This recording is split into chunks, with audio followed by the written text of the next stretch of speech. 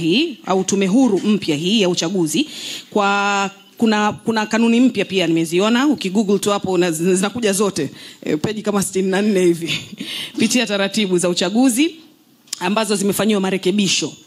Sasa tangu makatibu wakuu wa vyama vya siasa hapa nchini Tanzania kusign kanuni mpya za uchaguzi pakawa na ukimya fulani kia issue ya reforms, najua tumefuatilia wote.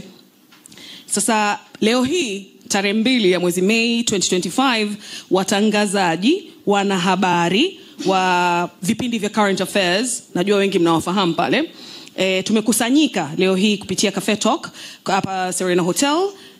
Tuna wakili pia ambao nitawapa wasifu wake muda si mrefu ili kuweza kupata elimu zaidi juu ya uchaguzi huu na kanuni zake pia. Karibuni sana kwenye Cafe Talk. Kati ya watangazaji waliopo tunaye Stanislaus Lambert wa Bongo FM, Irene Kilenga wa EFM, Salim Kikeke wa Crown, Zaituni Hamis wa TBC, Masud Kipanya wa Clouds FM, Frederick Bundala SNS, Caesar wa Clouds FM, Charles William wa Wasafi FM, Sam Sasali wa Clouds FM na TV. Lakini pia tunaye kama nilivyowaambia wakili nguli kabisa anaitwa bwana Luigiso Ndelwa. Luigiso Ndelwa. Yeye ni wakili na mshauri wa kisheria mwenye uzoefu wa miaka zaidi ya 15. Na aliandikishwa kama wakili wa Mahakama Kuu ya Tanzania mwaka 2010. Pia ni wakili wa Mahakama Kuu ya Zanzibar. Kwa sasa hivi bwana Luigiso anahudumu kama mshirika mkuu wa ofisi ya sheria ya Infinity Law Attorneys. Ana shahada pia ya uzamili ya sheria za biashara kutoka Chuo Kikuu cha Cape Town, Afrika Kusini, lakini pia ana stashahada ya uzamili ya mazoezi ya kisheria kutoka Shule ya Sheria ya Tanzania, na alipata shahada yake ya kwanza ya sheria kutoka Chuo Kikuu cha Tumaini Iringa. Pia anawasifu, hongera sana.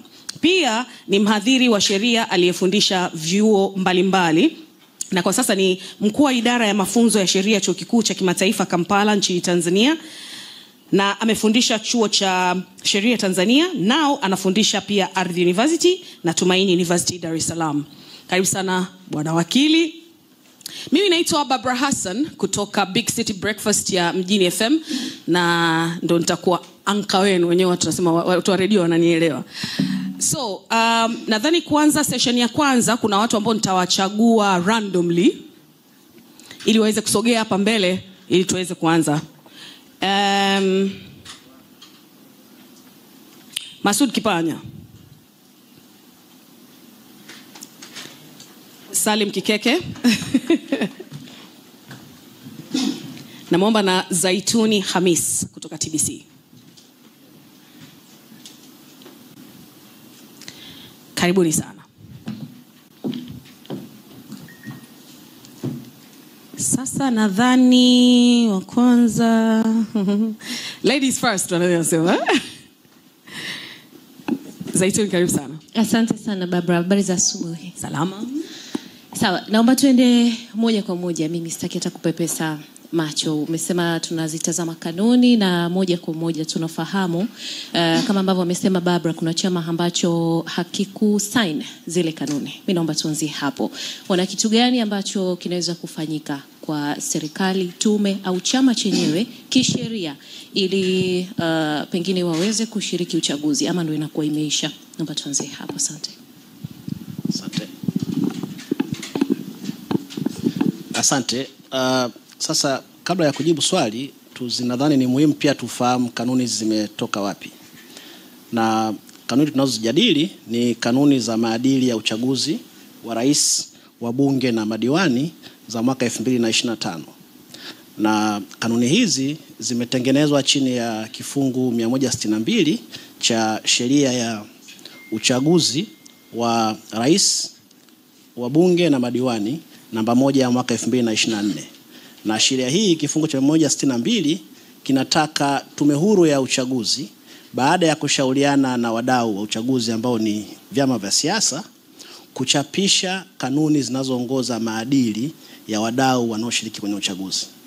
Na kifungu 162 kifungu kidogo cha pili kinataka vyama vyote vinavyoshiriki uchaguzi kusign kanuni hizo ili kukubali na kutii kwamba watafuata maadili yote, na pia kuwapa haki ya kulalamika pindi uchaguzi utaenda kwa namna ambayo wao wanaona maadili ya uchaguzi huru, haki na wa amani yamekiukwa. Sasa ukienda kwenye hizo kanuni, kanuni ya kwanza, kanuni ndogo ya 5 inataka vyama vya siasa, serikali ya Jamhuri ya Muungano wa Tanzania pamoja na Tume Huru ya Uchaguzi samahani, kusign kanuni hizi, na wakisha sign ndo wanakuwa na haki ya kulalamika pia na kuzifuata. Sasa kuna vyama vilisign nadhani kama 18 na kuna chama kimoja hakikusign. Changamoto inayokuja kwa maoni yangu, kuna tafsiri mbili. Tafsiri ya kwanza ni kwamba hizi ni kanuni ambazo zimetokana na mashauriano kati ya Tume Huru ya Uchaguzi pamoja na wadau wa uchaguzi ambao ni vyama vya siasa. Kwa hiyo tulitegemea kwamba hizi kanuni zinasema kwamba zitaanza kutumika siku moja baada ya wagombea kuteuliwa na zitafanya kazi mpaka matokeo ya. Kama zinafanya kazi baada ya wagombea kuteuliwa, huenda kuna nafasi ya kuweza kusaini. Lakini tafsiri ile ya kwanza ni kwamba no, ilipaswa isainiwe mwanzoni ili ziende zikafanye kazi. Na kwa maoni yangu, kama kuna tafsiri mbili tofauti, kwamba mmoja ambaye anatakiwa asimamie uchaguzi anasema ilipaswa zisainiwe kabla ya kutoka, na mwingine anasema labda tunaweza tukasign muda wowote kabla ya wagombea kuteuliwa, nafikiri chombo ambacho kinapaswa kitoe tafsiri sahihi ni mahakama. Na mahakama ndio ambayo inaweza kusema katika mazingira haya ya watu wawili ambao wanapishana, anayetekeleza sheria na huyu mwingine ambaye ni mdau wa sheria, mahakama inaweza kusema sasa tafsiri sahihi ni ipi. Kwa hiyo kama ingekuwa ushauri wangu, ningesema ni vyema tuwe na tafsiri ya mahakama kwamba baada ya kuanza kanuni zimesainiwa na wadau wengine pamoja na serikali na Tume Huru ya Uchaguzi na chama kingine hakija sign, kinaruhusiwa kusign baadaye au hapana. Kwa mimi naona njia iliyopo ni kwa mahakama kutoa tafsiri sahihi, kama hao wadau wataenda huko mahakamani. Lakini pia ukisoma kanuni ni kwamba ile kanuni ya kwanza 5, chama ambacho hakita sign kanuni hizi hakitashiriki uchaguzi mkuu.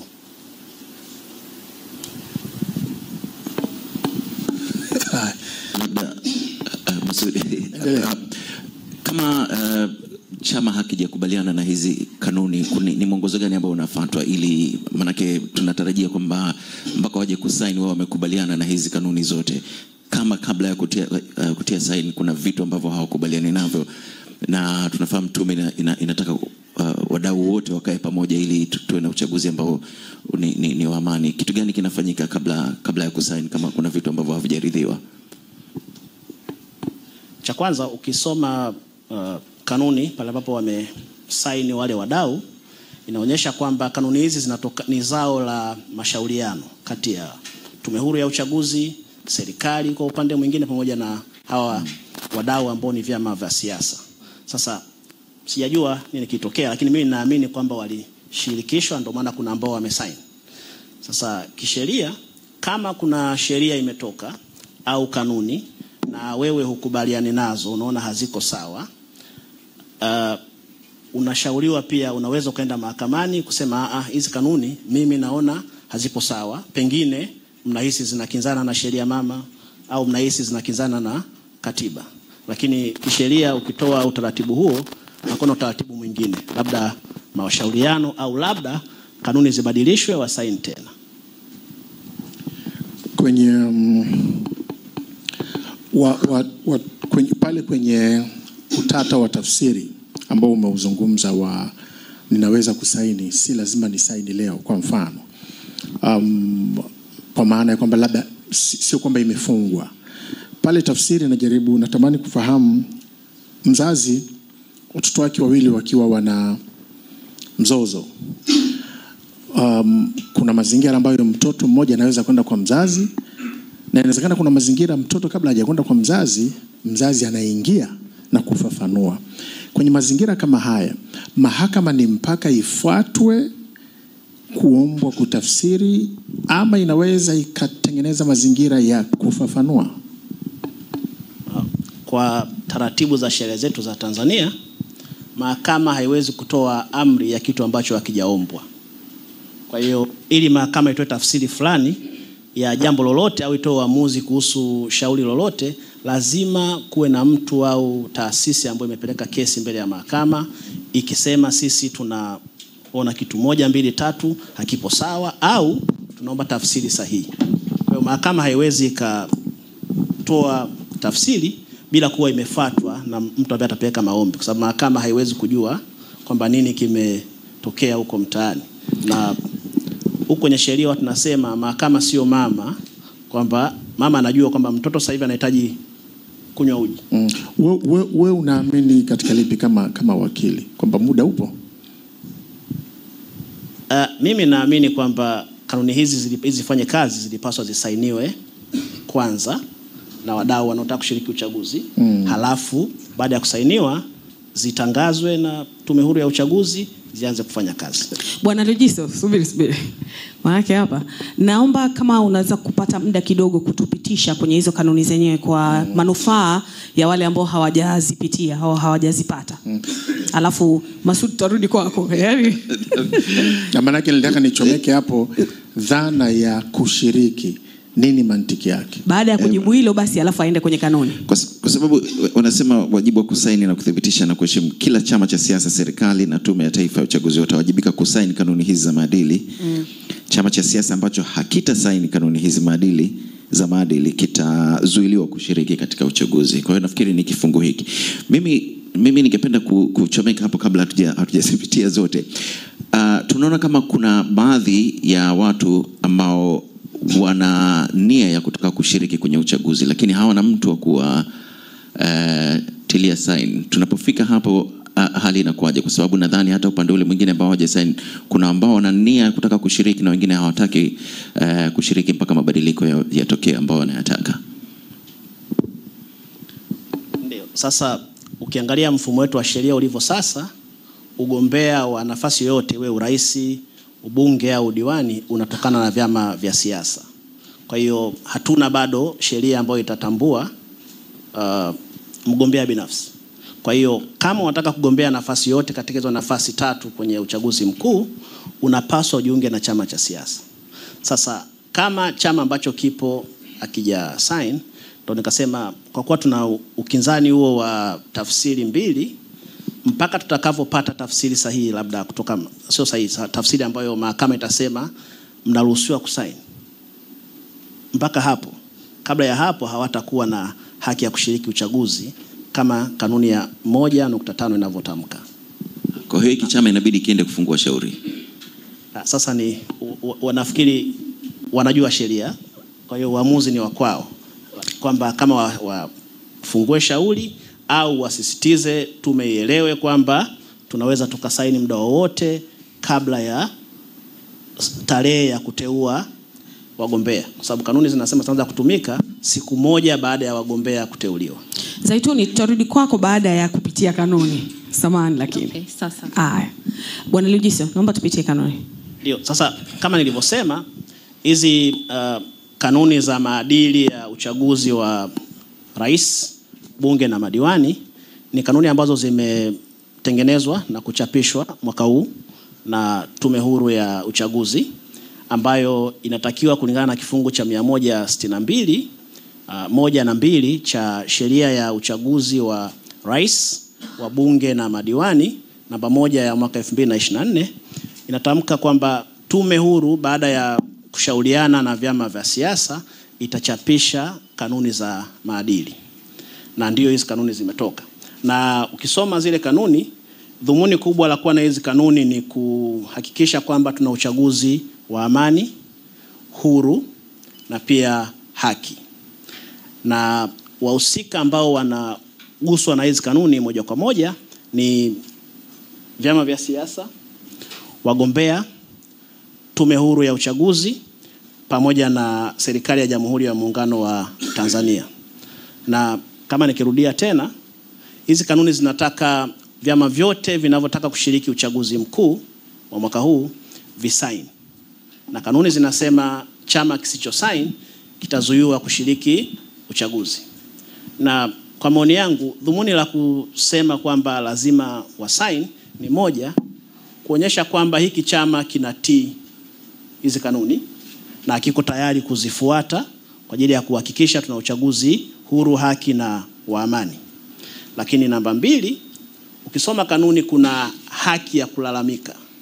Kama chama au tume yenyewe, hata serikali pia wanaona kwamba kuna kanuni ya maadili ya mdau yoyote hajatimiza, wana haki ya kulalamika kwa kamati ambazo zimetengenezwa kwenye hizi kanuni. Kuna kamati ya kata, kamati ya jimbo, kamati ya taifa na kamati ya rufaa. Sasa kwamba usipo sign maana yake haushiriki uchaguzi na hautakuwa na haki pia ya kulalamika pale ambapo unaona maadili ya uchaguzi kama ilivyo kwenye kanuni na sheria nyingine hayajafuatwa. Lakini pia tatu, ukisoma kanuni kwa ujumla wake ni kama zinataka kuwezesha uchaguzi huu uwe bora pengine kuliko chaguzi zilizopita. Na pia kanuni hizi zimefuta maadili ya uchaguzi ya mwaka 2020. Lakini kama nilivyosema, kanuni hizi zitatumika sio tu kwenye uchaguzi huu, lakini pia na chaguzi ndogo ambazo zitafuata. Na ukisoma hizi kanuni zipo kanuni 7, zimegawanyika kwenye sehemu 7, na kulinganisha na kanuni nyingi, hizi si kanuni ndefu sana. Ni kanuni ambazo unaweza kusoma hata kwa saa moja zote ukazimaliza, na uzuri ni kwamba zimechapishwa kwa lugha ya Kiswahili. Na Kiswahili chepesi tu ambacho unaweza ukasoma. Lakini kwa kifupi sana, kanuni zimetoa moja,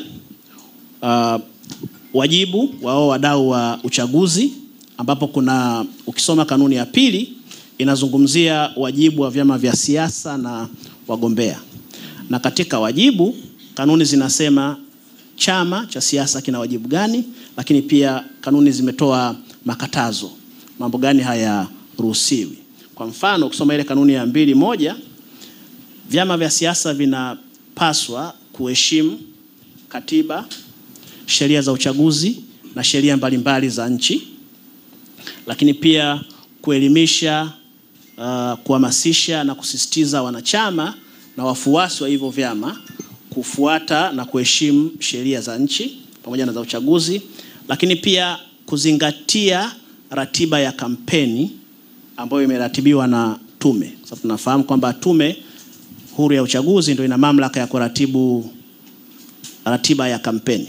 Na ukisoma kanuni zimeainisha muda wa kampeni ni kuanzia saa 2 asubuhi hadi saa 12 jioni. Lakini pia zimetaja kwamba vyama vinaruhusiwa kutangaza mikutano ijayo kwa kutumia hizi speaker na vyombo vingine vya kutangaza kwamba mkutano ujao utafanyika lini, lakini wanapaswa watangaze kuanzia saa 1 asubuhi mpaka saa 2 usiku, si zaidi ya hapo.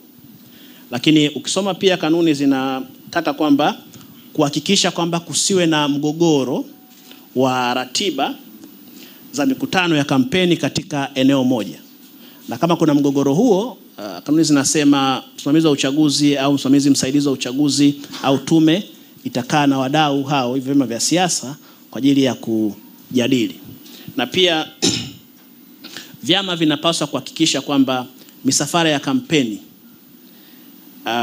kati ya chama kimoja na kingine haikutani. Sasa nadhani hilo ni muhimu kwa ajili ya kuhakikisha kwamba hakutakuwa na mazingira yoyote ambayo yanaweza yakapelekea ukosefu wa amani. Lakini pia vyama vinapaswa kuhakikisha uchaguzi unakuwa wa huru, amani na haki, na kwa hivyo viepuke ubaguzi wa aina yoyote, viepuke pia kutoa taarifa ambazo za uchaguzi ambazo sio sahihi. Lakini pia chama kama kinafanya maandamano, kinaruhusiwa kufanya maandamano wakati wa kampeni, lakini kifuate sheria zinazohusu maandamano. Na pia kama kuna tukio ambalo linaweza kusababisha vurugu, chama kinapaswa kitoe taarifa mapema. Na kingine ni kwamba chama kinapaswa kiwaeleweshe mawakala wake kwamba wanapaswa kuwepo kwenye vituo vya kupiga kura kwa muda wote toka kura zinapigwa mpaka pia kura zinakuja kujumlishwa. Na ukizisoma kanuni zinasema kwamba mawakala pia wataruhusiwa kusindikiza masanduku ya kura kwenda kwenye kituo cha kufanya majumuisho ya kura hizo. Na pia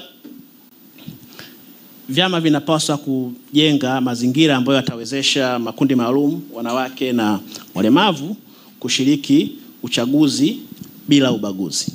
Kwa hiyo kulingana na kanuni hizi za maadili ya uchaguzi, hayo ndo majukumu na makatazo kwa vyama vya siasa.